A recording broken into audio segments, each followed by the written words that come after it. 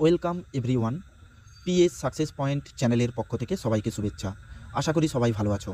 আজকের এই ভিডিওটি মূলত বিদ্যাসাগর বিশ্ববিদ্যালয়ের অন্তর্গত যারা ইতিহাস অনার্স নিয়ে বর্তমান থার্ড সেমিস্টারে পড়ছো তাদের উদ্দেশ্যেই আজকের এই ভিডিও। আজকের এই ভিডিওতে আমি আলোচনা করব ইতিহাস অনার্স থার্ড সেমিস্টারের CC5 এই পেপারের ওপর কতকগুলো গুরুত্বপূর্ণ প্রশ্ন নিয়ে, যেগুলো ফাইনাল পরীক্ষার ক্ষেত্রে তোমাদের খুবই কাজে আসবে। তোমরা জানো ফাইনাল পরীক্ষাকে আর বেশি দিন সময় নেই। আশা করি প্রত্যেকেই সিরিয়াস হয়ে পড়তে শুরু করেছো। এবং এই সাথে বলে রাখি, CC5-এর ওপর যে সমস্ত প্রশ্নগুলো আজকে আলোচনা করব ভীষণ ইম্পর্টেন্ট। তোমরা দায়িত্ব সহকারে সেই সমস্ত প্রশ্নগুলো দেখে যেও। CC5 এই পেপারটি হচ্ছে দিল্লি সুলতানেট। সম্পূর্ণ ভিডিওটি তোমরা দেখো।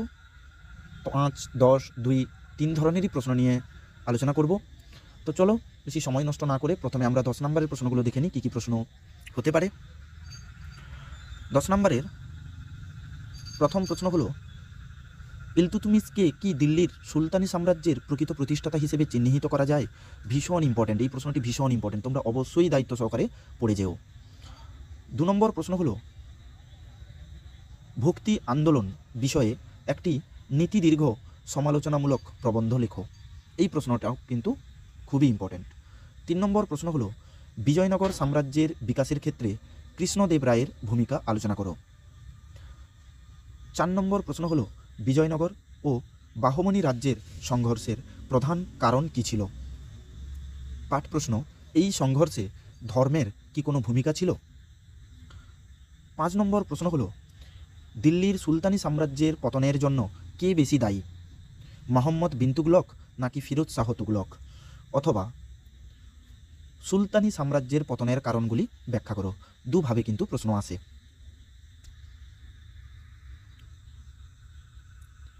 6 নম্বর প্রশ্ন হলো, গিয়াসউদ্দিন বলবনের সমস্যাগুলি উল্লেখ করো। পাঠ প্রশ্ন, তিনি সেগুলি সমাধান করতে কত দূর সক্ষম হয়েছিলেন? অথবা শাসক হিসেবে সুলতান গিয়াসউদ্দিন বলবনের কৃতিত্ব উল্লেখ করো। 7 নম্বর প্রশ্ন হলো, আলাউদ্দিন খলজির উত্তর ভারত নীতির সঙ্গে দক্ষিণ ভারত নীতির পার্থক্য নিরূপণ করো। অথবা আলাউদ্দিন খলজির দাক্ষিণাত্য নীতি আলোচনা করো। পাঠ প্রশ্ন, এ বিষয়ে তাঁর সহজ সাফল্যের কারণ কি? দুটো প্রশ্নের উত্তর কিন্তু একই। 8 নম্বর প্রশ্ন হলো, বাংলার ইতিহাসে ইলিয়াস শাহী রাজবংশের রাজনৈতিক, সামাজিক, অর্থনৈতিক গুরুত্ব আলোচনা করো। এই প্রশ্নটিও কিন্তু ভীষণ ইম্পর্টেন্ট। আমি 10 নম্বরের সাজেশন হিসেবে এই 8খানি প্রশ্ন CC5-এর ওপর দিয়েছি। এই 8টি প্রশ্নের মধ্যেই আশা করি তোমরা কমন পেয়ে যাবে। যে সমস্ত প্রশ্নগুলোতে স্টার দেওয়া আছে অবশ্যই দায়িত্ব সহকারে এই প্রশ্নগুলো পড়ে যাবে। প্রত্যেকটি প্রশ্ন ইম্পর্টেন্ট। আমার মনে হয়েছে যে এই প্রশ্নগুলো আসবেই এরকম একটা ব্যাপার, তো সেই কারণে আমি স্টার দিয়ে রেখেছি। অবশ্যই তোমরা কিন্তু পড়ে যাবে। প্রত্যেকটি প্রশ্ন অবশ্যই ইম্পর্টেন্ট, তার মধ্যে এগুলো বেশি ইম্পর্টেন্ট। এরপরে আমরা 5 নম্বরের প্রশ্ন দেখব কী কী হতে পারে। 5 নম্বরের প্রথম প্রশ্ন হলো, সুলতানি যুগের গুরুত্বপূর্ণ উপাদানগুলির বিবরণ দাও। এই প্রশ্নটিও কিন্তু ইম্পর্টেন্ট প্রশ্ন। 2 নম্বর প্রশ্ন হলো, সুলতান রাজিয়ার পতনের কারণগুলি আলোচনা করো। 3 নম্বর প্রশ্ন হলো, খলজি বিপ্লব বলতে কী বোঝো? পাঠ প্রশ্ন, এই বিপ্লবের তাৎপর্য বর্ণনা করো। 4 নম্বর প্রশ্ন হলো, দিল্লি সুলতানের শাসন ব্যবস্থা সংক্ষেপে আলোচনা করো। 5 নম্বর প্রশ্ন হলো, বাহমনি রাজ্যের ইতিহাসে মামুদ গাওয়ানের অবদান কী ছিল? 6 নম্বর প্রশ্ন হলো, তালিকোঠার যুদ্ধ কী পরিস্থিতির মধ্যে ঘটেছিল আলোচনা করো। পাঠ প্রশ্ন, যুদ্ধের পরিণতি মূল্যায়ন করো। 7 নম্বর প্রশ্ন হলো, দিল্লির সুলতানিতে উলেমাদের ভূমিকা পর্যালোচনা করো। পাঠ প্রশ্ন, সুলতানি রাষ্ট্র কতটা ধর্মাশ্রয়ী ছিল? এটা ধর্মাশ্রয়ী হবে। 8 নম্বর প্রশ্ন হলো, সুলতানি আমলে ভারতের শিল্প ও বাণিজ্যের ওপর একটি টিকা লেখো। 9 নম্বর প্রশ্ন হলো, জায়গিরদারি প্রথার সংকট কিভাবে ঘনীভূত হয়েছিল?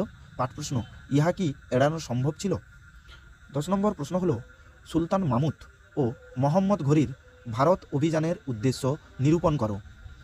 11 নম্বর প্রশ্ন হলো, আলাউদ্দিন খলজির রাজতান্ত্রিক আদর্শের সংক্ষিপ্ত বিবরণ দাও। 12 নম্বর প্রশ্ন হলো, আলাউদ্দিন খলজির বাজার দর নিয়ন্ত্রণ নীতির সংক্ষিপ্ত বিবরণ দাও। 13 নম্বর প্রশ্ন হলো, ফিরোজ শাহ তুগলককে কি সুলতানি সাম্রাজ্যের আকবর বলা যায়? 14 নম্বর প্রশ্ন হলো, বাংলার ইতিহাসে হুসেন শাহী শাসনের গুরুত্ব পর্যালোচনা করো। 15 নম্বর প্রশ্ন হলো তৈমুর লং এর ভারত অভিযানের গুরুত্ব লেখো। 16 নম্বর প্রশ্ন হলো টিকা লেখো অলবিরুনি, ইবন বতুতা, আমির খসরু, চৈতন্যদেব, নানক, চিস্তি সম্প্রদায় এগুলোর উপর। 17 নম্বর প্রশ্ন হলো বাংলায় চৈতন্য আন্দোলন সম্পর্কে যা জানো সংক্ষেপে আলোচনা করো। আমি 5 নম্বরের সাজেশান হিসেবে 17টি দাগ দিয়ে রেখেছি। আশা করি এর মধ্যেই তোমরা কিন্তু কমন প্রশ্ন পেয়ে যাবে, তবে প্রত্যেকটি প্রশ্ন তোমরা কিন্তু দায়িত্ব সহকারে পড়ে যেও। এরপরে আমরা দেখে নেব 2 নম্বরের কী কী প্রশ্ন হতে পারে। 2 নম্বরের প্রথম প্রশ্ন হলো কাকে ভারতের তোতাপাখি বলা হয়? পাঠ প্রশ্ন, তাঁর রচনা সম্পর্কে যা জানো লেখো। 2 নম্বর প্রশ্ন হলো জিয়াউদ্দিন বারনী সম্পর্কে যা জানো লেখো। 3 নম্বর প্রশ্ন হলো দাস বংশের প্রতিষ্ঠাতা কে? পাঠ প্রশ্ন, দাস বংশের শাসনকাল বলতে কি বোঝো? পাঠ প্রশ্ন, দাস বংশ নামকরণ কি যুক্তিযুক্ত? 4 নম্বর প্রশ্ন হলো খুতবা ও সিক্কা কি? 5 নম্বর প্রশ্ন হলো দিল্লির কোন সুলতানকে এবং কেন লাকবক্স বলা হয়? 6 নম্বর প্রশ্ন হলো ইলতুৎমিশের আমলে কোন মঙ্গল নেতা কেন ভারত আক্রমণ করেন? পাঠ প্রশ্ন, ইলতুৎমিশ কিভাবে সেই আক্রমণ প্রতিহত করেন? 7 নম্বর প্রশ্ন হলো ইলতুৎমিশকে কি দিল্লির সুলতানের প্রকৃত প্রতিষ্ঠাতা বলা যায় বা কেন বলা হয়? 8 নম্বর প্রশ্ন হলো বন্দে গান হি চাহিল গানা বা 40 চক্র কি? এটা দুভাবে প্রশ্ন করে, শুধু 40 চক্র কি আসতে পারে, আবার এটাকে ঘুরিয়ে বন্দে গান হি চাহিল গানা হিসেবেও আসতে পারে, একই জিনিস। 9 নম্বর প্রশ্ন হলো মেওয়াটি দস্যু কারা? পাঠ প্রশ্ন, বলবন কিভাবে তাদের দমন করেন? 10 নম্বর প্রশ্ন হলো খলজি বিপ্লবের তাৎপর্য কি? 11 নম্বর প্রশ্ন হলো নব মুসলমান কারা? পাঠ প্রশ্ন, কোন সুলতান তাদের নির্মমভাবে হত্যা করেন এবং কেন? 12 নম্বর প্রশ্ন হলো আলাউদ্দিন খলজির অর্থনৈতিক সংস্কারের উদ্দেশ্য কি ছিল?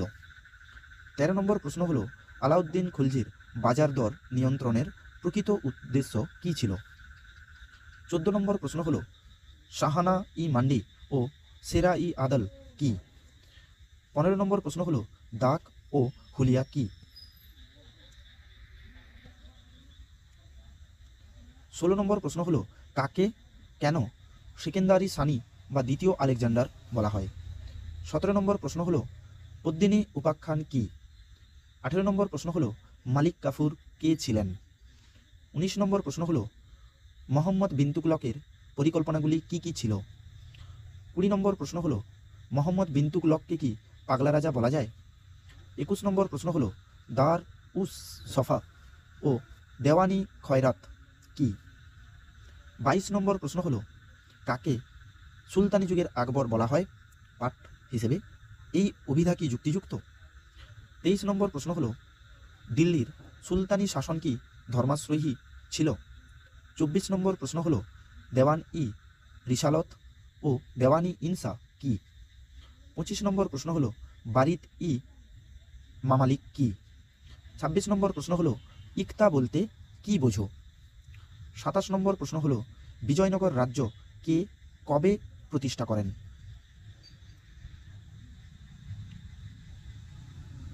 28 নম্বর প্রশ্ন হলো বাহমনি রাজ্য কে কবে প্রতিষ্ঠা করেন? 29 নম্বর প্রশ্ন হলো বিজয়নগর সাম্রাজ্যে মোট কয়টি এবং কোন কোন রাজবংশ রাজত্ব করেছিল? 30 নম্বর প্রশ্ন হলো বিজয়নগরের শ্রেষ্ঠ রাজা কে? পাঠ প্রশ্ন, তাঁর রাজত্বকালের সময়সীমা কত? 2 নম্বরের একটু বেশি দিয়ে রেখেছি, কারণ এই পেপারটি থেকে কিন্তু প্রত্যেকটি পার্টই তো ইম্পর্টেন্স, কোনটাকে বাদ দেবে কোনটাকে পড়বে এমন করা যায় না, প্রত্যেকটা ইম্পর্টেন্স, তাই একটু 2 নম্বরের বেশি প্রশ্ন মনে হচ্ছে। তবে যদি না পড়ে যাও তাহলে কিন্তু পরীক্ষার হলে বিপদে পড়তে পারে, সেই জন্য আমি একটু বেশি দিয়ে রেখেছি যাতে কোনো রকম সমস্যা না তোমাদের পড়তে হয়। 31 নম্বর প্রশ্ন হলো কৃষ্ণদেব রায় সম্পর্কে যা জানো লেখো। 32 নম্বর প্রশ্ন হলো অষ্টদিগ্গজ বলতে কি বোঝো? 33 নম্বর প্রশ্ন হলো তালিকোটার যুদ্ধ কবে কাদের মধ্যে হয়েছিল? পাঠ এর গুরুত্ব কি? 34 নম্বর প্রশ্ন হলো বিজয়নগরে আগত 4 জন বিদেশি পর্যটকের নাম লেখো। 35 নম্বর প্রশ্ন হলো নায়ক বা নায়ঙ্ক প্রথা কি? 36 নম্বর প্রশ্ন হলো আদিনা মসজিদ কে কবে নির্মাণ করেন? 37 নম্বর প্রশ্ন হলো বাংলার প্রথম ও শেষ স্বাধীন সুলতান কে ছিলেন? 38 নম্বর প্রশ্ন হলো মামুদ গাওয়ান কে ছিলেন? 39 নম্বর প্রশ্ন হলো বাংলার ইলিয়াস শাহী বংশ কে কবে প্রতিষ্ঠা করেন?